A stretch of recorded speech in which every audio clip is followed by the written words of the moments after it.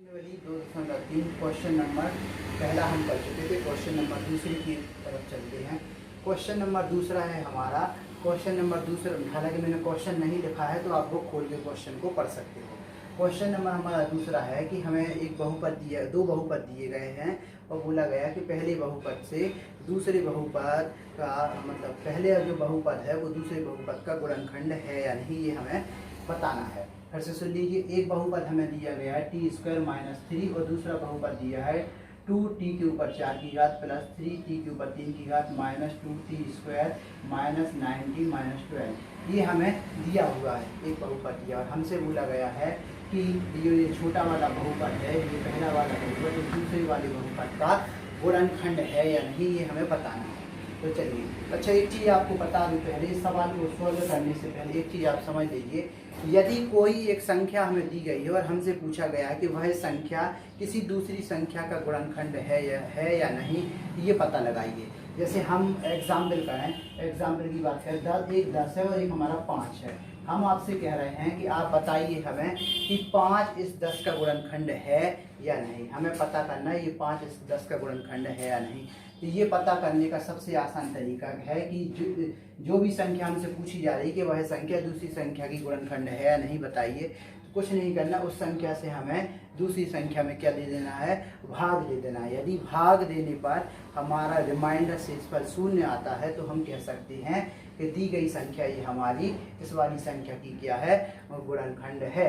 और यदि 0 नहीं आता है तो गुणनखंड नहीं है। चलिए, कहने का अर्थ ये है कि भाग पूरी बार जाना चाहिए, शेष पर हमारा 0 आना चाहिए। 5 का भाग यदि हम 10 में दें तो 2 बार भाग जाएगा और 5 दूनी कितना हो जाएगा 10 और हमारा शेषफल क्या आ जाएगा 0। तो हम क्या देखते हैं, हम देखते हैं कि 5 हमारा 10 का क्या है, मतलब 5 जो है हमारे 10 का क्या है, गुणनखंड है। ऐसे ही हमें यहाँ करना है। सबसे पहले हमें ज्ञात करना है, क्या ज्ञात करना है कि gx px का गुणनखंड है या नहीं। तो हम क्या करेंगे, इस gx का px में भाग दे देंगे। यहाँ हमने लिखा नहीं है, आप चाहो तो लिख सकते हो कि gx का px में भाग देने पर, ठीक है। तो यहाँ हमने क्या है कि इस gx का px में हम भाग दे रहे हैं। यहाँ हमने gx px लिखा हुआ है, यहाँ बाहर gx लिखा हुआ है। भाग देने पर वैसे ही भाग देंगे जैसे पिछली वीडियो में दिया था हमने। यहाँ हमें क्या चाहिए, 2t के ऊपर 4 की घात लगी हुई है और यहाँ कितनी लगी है, t के ऊपर 2 की घात। 4 की घात चाहिए, मतलब सीधी सी बात है, हमें t² से भाग देना पड़ेगा। और चूंकि t के आगे कितना लिखा हुआ, 2 लिखा है, तो हमें भाग देना पड़ेगा 2t के ऊपर 2 की घात से। तो हमने इतनी बार भाग दी। इसका गुणा हम कहाँ करते हैं, हमें मालूम होना चाहिए, यहाँ करते हैं। इसका गुणा यहाँ इस पूरे बहुपद में होगा तो कितना आएगा, 2 आ जाएगा। और t² का गुणा t² में होगा तो गुणा में घातें जुड़ जाती हैं, तो t² और t² कितना हो जाएगा, t के ऊपर 4 की घात। इसी प्रकार से आगे गुणा होगा तो 3 दूनी कितना हो जाएगा 6t²। तो t² है तो t² के नीचे लिखेंगे, माइनस है तो माइनस लिखेंगे, -6t²। भाग घटाने में मतलब भाग में घाते क्या हो, सॉरी भाग में जो चिन्ह है वो क्या हो जाते, बदल जाते हैं। मतलब घटाना में चिन्ह क्या हो जाते, बदल जाते हैं। भाग दे रहे हैं, भाग में हमें पता होना चाहिए कि संख्याओं को हम क्या करते हैं, घटाते हैं। और घटाते समय इनके चिन्ह क्या हो जाएंगे, बदल जाएंगे। ये प्लस है तो माइनस, ये माइनस है तो प्लस। तो ये हमारे क्या हो जाएंगे, ये दोनों हमारे कैंसिल हो जाएंगे। चलिए आगे हम हल करेंगे, इसको जो हम नोट करेंगे।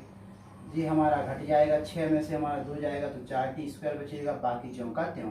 आगे अगर हम बात करें, हमें यहाँ कितना चाहिए, 3 चाहिए है और कितना चाहिए, t के ऊपर 3 की घात चाहिए। अब यहाँ देखिए, यहाँ t² तो पहले से है भैया, 2 की घात तो पहले से है और हमें 3 चाहिए, तो हम 3 बार भाग देंगे।